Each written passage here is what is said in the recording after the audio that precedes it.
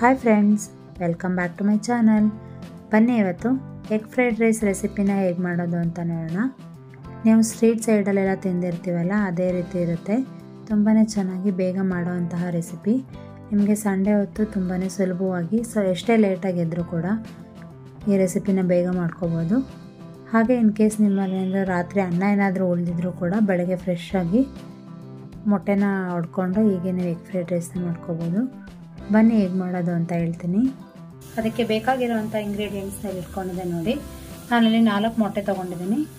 ಹಾಗೆ ಅರ್ಧ table spoon ಅಷ್ಟು ಪೆಪ್ಪರ್ ಪೌಡ್ರು, ಅಂದರೆ ಕಾಳು ಮೆಣಸಿನ ಪುಡಿ, ಅರ್ಧ ಟೇಬಲ್ ಸ್ಪೂನ್ ಅಷ್ಟು ಗರಂ ಮಸಾಲ ತೊಗೊಂಡಿದ್ದೀನಿ. ಹಾಗೆ ಟೇಸ್ಟಿಗೋಸ್ಕರ ಸಾಲ್ಟು, 1 ಟೇಬಲ್ ಸ್ಪೂನ್ ಅಷ್ಟು ಅಚ್ಕಾರದ ಪುಡಿ ತೊಗೊಂಡಿದ್ದೀನಿ. 1 ಟೇಬಲ್ ಸ್ಪೂನ್ ಅಷ್ಟು ಸೋಯಾ ಸಾಸು, 1 ಟೇಬಲ್ ಸ್ಪೂನ್ ಅಷ್ಟು ವಿನೆಗರು, ಹಾಗೆ 1 ಟೇಬಲ್ ಸ್ಪೂನ್ ಅಷ್ಟು ಚಿಲ್ಲಿ ಸಾಸ್ ತೊಗೊಂಡಿದ್ದೀನಿ, ಗ್ರೀನ್ ಚಿಲ್ಲಿ ಸಾಸು. ನಾನಿಲ್ಲಿ ಸಾಸ್ ಬಳಸ್ತಾ ಇರೋದ್ರಿಂದ ಖಾರ ಪುಡಿ 1 ಟೇಬಲ್ ಸ್ಪೂನ್ ಬಳಸ್ತಾ ಇದ್ದೀನಿ. ನೀವು ನೋಡಿ ಯಾವುದು ಜಾಸ್ತಿ ಬೇಕೋ ಅದನ್ನು ಬಳಸ್ಕೋಬೋದು. ಸ್ವಲ್ಪ ಕೊತ್ತಂಬರಿ ಸೊಪ್ಪು, 1 ಟೇಬಲ್ ಸ್ಪೂನ್ ಅಷ್ಟು ಶುಂಠಿ ಬೆಳ್ಳುಳ್ಳಿ ಪೇಸ್ಟು, 4 ಟೇಬಲ್ ಸ್ಪೂನ್ ಅಷ್ಟು ಆಯಿಲ್ ತೊಗೊಂಡಿದ್ದೀನಿ. ಹಾಗೆ ನೋಡಿ ನಾನಿಲ್ಲಿ ವೆಜಿಟೇಬಲ್ಸ್ ತೊಗೊಂಡಿದ್ದೀನಿ. 1 ಕ್ಯಾರೆಟ್ನ, ಮೀಡಿಯಮ್ ಸೈಜ್ ಕ್ಯಾರೆಟ್ನ ಈಗ ಉದ್ದಕ್ಕೆ ಸಣ್ಣದಾಗಿ ಕಟ್ ಮಾಡಿ ಇಟ್ಕೊಂಡಿದ್ದೀನಿ. ಒಂದು 10 ಬೀನ್ಸು, ಹಾಗೆ ಸ್ವಲ್ಪ ಕ್ಯಾಬೇಜ್ ತೊಗೊಂಡಿದ್ದೀನಿ, ಅಂದರೆ ಎಲೆಕೋಸು ಅಂತಾರಲ್ಲ ಅದು, ಸ್ವಲ್ಪ ಎಲೆಕೋಸು ತೊಗೊಂಡಿದ್ದೀನಿ. ಹಾಗೆ ಒಂದು ಮೀಡಿಯಮ್ ಸೈಜ್ ಈರುಳ್ಳಿ, ಒಂದು 4 ಮೀಡಿಯಮ್ ಸೈಜ್ ಈರುಳ್ಳಿನ ಹೀಗೆ ಕಟ್ ಮಾಡಿ ಇಟ್ಕೊಂಡಿದ್ದೀನಿ. ನಿಮಗೆ ಯಾವ್ಯಾವ ವೆಜಿಟೇಬಲ್ಸ್ ಬೇಕೋ ಹಾಕೋಬೋದು. ಇದ್ರ ಜೊತೆಗೆ ಬೇಕಾದ ಕ್ಯಾಪ್ಸಿಕಮ್ ಹಾಕಿದ್ರೂ ಕೂಡ ತುಂಬಾ ಚೆನ್ನಾಗಿರುತ್ತೆ. ಬಟ್ ಕ್ಯಾಪ್ಸಿಕಮ್ ಇರಲಿಲ್ಲ, ಹಾಗಾಗಿ ನಾನು ಹಾಕಿಲ್ಲ. ಸೊ ಮನೇಲೇ ಇರೋದ್ರಲ್ಲಿ ಕ್ವಿಕ್ಕಾಗಿ ನಿಮಗೊಂದು ಎಗ್ ರೆಸಿಪಿ ಬೇಕಂತ ಹೇಳಿದ್ರೆ ಇದನ್ನ ಮಾಡ್ಕೋಬೋದು. ಬನ್ನಿ ಹೇಗೆ ಮಾಡೋದು ಅಂತ ನೋಡೋಣ. ನೋಡಿ, ನಾನು ಇಲ್ಲಿ ಒಂದು ಬಾಣಲೆನ ತಗೊಂಡಿದ್ದೀನಿ. ಫಸ್ಟ್ ಮೊಟ್ಟೆನ ಫ್ರೈ ಮಾಡ್ಕೊಳ್ಳೋಣ. ಅದಕ್ಕೆ ನಾನಿಲ್ಲಿ 2 ಟೇಬಲ್ ಸ್ಪೂನ್ ಅಷ್ಟು ಆಯಿಲ್ ಹಾಕೊಳ್ತೀನಿ.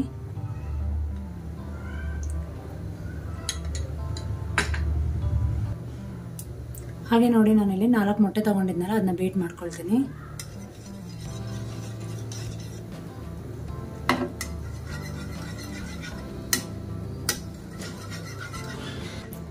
ನೋಡಿ, ಮೊಟ್ಟೆನ ಈಗ ಚೆನ್ನಾಗಿ ಬೇಟ್ ಮಾಡಾದ್ಮೇಲೆ ಇದನ್ನ ಹಾಕೊಳ್ಳೋಣ.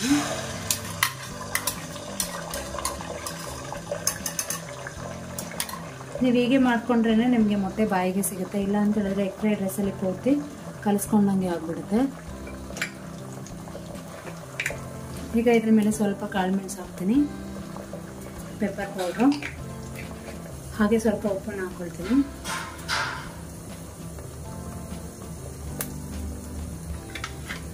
ಇದನ್ನ 2 ಸೆಕೆಂಡ್ ಏನು ಮುಟ್ಟಕ್ಕೆ ಹೋಗ್ಬೇಡಿ, ಚೆನ್ನಾಗಿ ಆಮ್ಲೆಟ್ ರೂಪದಲ್ಲಾಗಲಿ.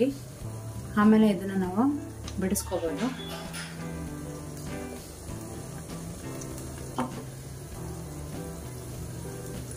ಈಗ ಹಾಗೆ ನೋಡ್ಕೊಳ್ಳೋಣ.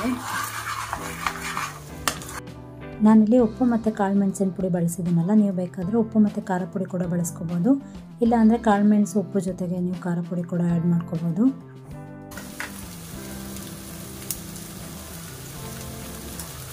ಇದು ನೀರು ಥರ ಇದೆಯಲ್ಲ, ಅದು ಪೂರ್ತಿ ಡ್ರೈ ಆಗಬೇಕು.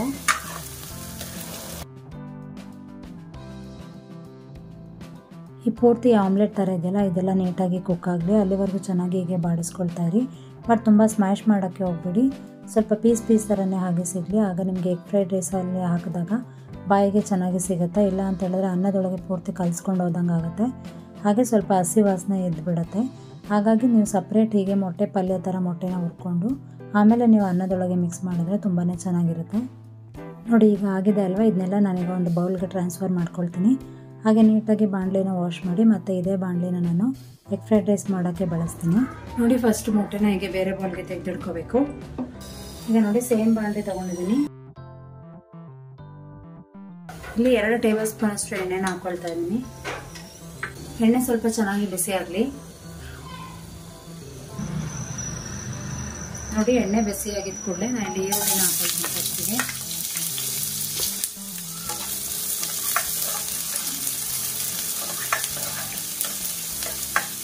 ಈರುಳ್ಳಿ ಸ್ವಲ್ಪ ಫ್ರೈ ಆಗಲಿ ಸಾಕು, ತುಂಬ ಟ್ರಾನ್ಸ್ಪರೆಂಟ್ ಆಗೋದು ಬೇಡ. ಏನಕ್ಕೆ ಅಂತ ಹೇಳಿದ್ರೆ ಎಗ್ ಫ್ರೈಡ್ ರೈಸಲ್ಲಿ ವೆಜಿಟೇಬಲ್ಸ್ ಆಗಲಿ ಆನಿಯನ್ ಆಗಲಿ ಸ್ವಲ್ಪ ಬಾಯಿಗೆ ಕ್ರಿಸ್ಪಿಯಾಗಿ ಸಿಕ್ಕಿದ್ರೇ ಚೆನ್ನಾಗಿರುತ್ತೆ.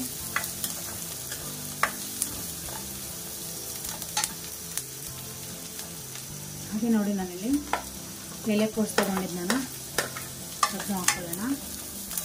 ಹೀಗೆ ಪ್ರತಿ ತರಕಾರಿನೂ ಹಾಕಿ ಹೀಗೆ ಬಾಡಿಸ್ಕೊಳ್ಳಿ ನೋಡಿ. ಹಾಗೆ ಬೀನ್ಸು,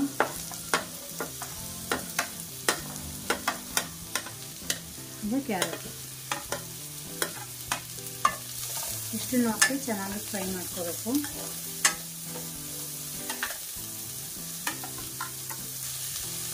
ನೀವು ಎಣ್ಣೆ ಏನಾದರೂ ಇಷ್ಟಪಡ್ತೀರಾ ಅಂತ ಹೇಳಿದ್ರೆ ಸ್ವಲ್ಪ ಜಾಸ್ತಿನೇ ಹಾಕೊಂಡು ಮಾಡ್ಕೊಳ್ಳಿ.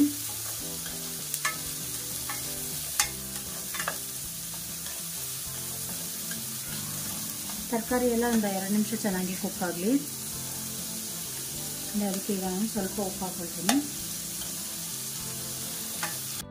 ನಿಮಗೆ ಇಲ್ಲಿ ಎಗ್ ಫ್ರೈಡ್ ರೈಸಲ್ಲಿ ಹೀಗೆ ವೆಜಿಟೇಬಲ್ಸ್ ನಿಮಗೆ ಬಾಯಿಗೆ ಕ್ರಂಚಿಯಾಗಿ ಸಿಗಬೇಕು.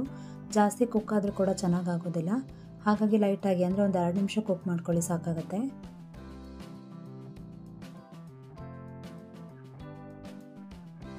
ಒಂದು ಟೇಬಲ್ ಸ್ಪೂನಷ್ಟು ಶುಂಠಿ ಬೆಳ್ಳುಳ್ಳಿ ಪೇಸ್ಟ್ ಹಾಕೊಳ್ತಾ ಇದ್ದೀನಿ.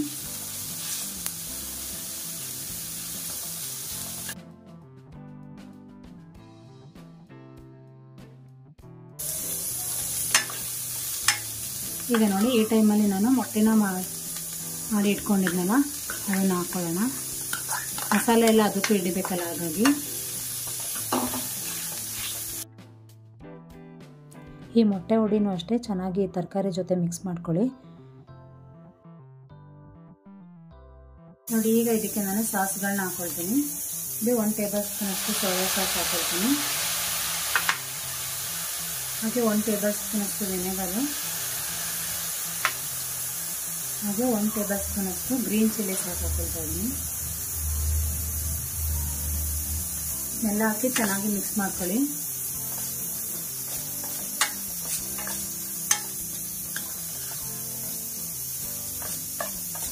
ನಿಮಗೆ ಈ ಥರ ಸಾಸ್ ಎಲ್ಲ ಹಾಕೋದ್ರಿಂದ ಒಂದು ಡಿಫ್ರೆಂಟ್ ಟೇಸ್ಟ್ ಬರುತ್ತೆ. ಎಗ್ ಫ್ರೈಡ್ ರೈಸ್ನ ಸುಮಾರು ರೀತಿಯಲ್ಲಿ ಮಾಡ್ತಾರೆ. ನಾನು ನಿಮಗೆ ಬೇರೆ ವೆರೈಟೀಸ್ ಆಗಿ ಎಗ್ ಫ್ರೈಡ್ ರೈಸ್ ಹೇಗೆ ಮಾಡೋದು ಅನ್ನೋದನ್ನ ನೆಕ್ಸ್ಟ್ ವಿಡಿಯೋಸ್ಗಳಲ್ಲಿ ಹೇಳ್ತಾ ಬರ್ತೀನಿ. ಹಾಗೆ ಇಲ್ಲಿ ನಾನು ಒಂದು ದೊಡ್ಡ ಬೌಲ್ ಅಷ್ಟು ರೈಸ್ನ ಮಾಡಿ ಇಟ್ಕೊಂಡಿದ್ದೀನಿ ಉದುರುದ್ರಾಗಿ. ಇದನ್ನ ಇದಕ್ಕೆ ಮಿಕ್ಸ್ ಮಾಡ್ಕೊಳ್ಳೋಣ.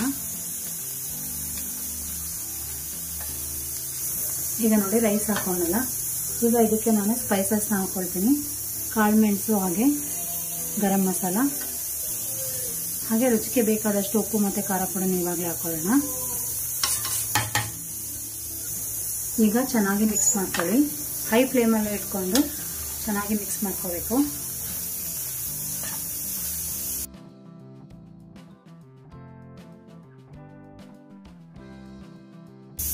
ನೀವೇನಾದರೂ ಮೊಟ್ಟೆ ಇಷ್ಟಪಡ್ತೀರಾ ಅಂತ ಹೇಳಿದ್ರೆ ಇನ್ನೂ 1-2 ಎಕ್ಸ್ಟ್ರಾ ತೊಗೊಂಡು ಮಾಡ್ಬೋದು. ಅಂತ ಹೇಳಿದ್ರೆ ನಾನಿಲ್ಲಿ 4 ಮೊಟ್ಟೆಲೆ ಮಾಡಿದ್ದೀನಿ. ನೀವು ಮೊಟ್ಟೆ ಏನಾದರೂ ಜಾಸ್ತಿ ಬೇಕಂತ ಹೇಳಿದ್ರೆ ಇನ್ನೂ 1-2 ಹಾಕೊಂಡು ಮಾಡ್ಬೋದು. ನೋಡಿ, ಇದನ್ನು ಬ್ಯಾಚುಲರ್ಸ್ ಬಿರಿಯಾನಿ ಅಂತಲೇ ಅನ್ಬೋದು. ನಾವು ಆ್ಯಕ್ಚುಲಿ ಫ್ರೆಶ್ ಅನ್ನಕ್ಕೆ ಈ ಥರ ಎಗ್ ಫ್ರೈಡ್ ರೈಸ್ ಮಾಡ್ಕೋಬೇಕು ಅಂತಿಲ್ಲ. ಈಗ ಅನ್ನ ಮಿಕ್ಕಿತ್ತು ಅಂತ ಅಂದರೂ ಕೂಡ ಈಗೇನಾದರೂ ತಿನ್ನಬೇಕು ಎಗ್ ರೆಸಿಪಿ ಅಂದರೆ ನೀವು ಇಮಿಡಿಯೇಟಾಗಿ ಸ್ವಲ್ಪ ವೆಜಿಟೇಬಲ್ಸ್ನ ಕಟ್ ಮಾಡಿ ಹೀಗೆ ಒಗ್ಗರಣೆ ಮಾಡಿಕೊಂಡು ಮೊಟ್ಟೆನ ಹಾಕಿ ಮಿಕ್ಕಿದ ಅನ್ನನ ಹಾಕ್ಕೊಂಡ್ರೆ ಎಗ್ ಫ್ರೈಡ್ ರೈಸ್ ರೆಡಿ ಆಗುತ್ತೆ. ಒಂದು ಕೈ ಹಿಡಿಯೋಷ್ಟು ಕೊತ್ತಂಬರಿ ಸೊಪ್ಪು ಹಾಕ್ತಾ ಇದ್ದೀನಿ.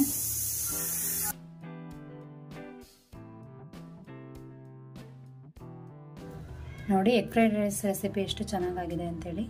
ನೀವು ಈ ರೆಸಿಪಿನ ಮನೇಲಿ ಒಂದ್ಸಲ ಟ್ರೈ ಮಾಡಿ ನೋಡಿ, ಹೇಗೆ ಬಂತು ಅಂತೇಳಿ ನನಗೆ ಕಮೆಂಟ್ ಮಾಡಿ. ಈ ವಿಡಿಯೋ ಏನಾದರೂ ಇಷ್ಟ ಆಗಿದ್ರೆ ಈ ವಿಡಿಯೋಗೆ ಒಂದು ಲೈಕ್ ಕೊಡಿ, ಹಾಗೆ ನನ್ನ ಚಾನಲ್ಗೆ ಸಪೋರ್ಟ್ ಮಾಡಿ. ನಾನು ನಿಮಗೆ ನೆಕ್ಸ್ಟ್ ವಿಡಿಯೋ ಜೊತೆ ಮತ್ತೆ ಸಿಗ್ತೀನಿ. Take care.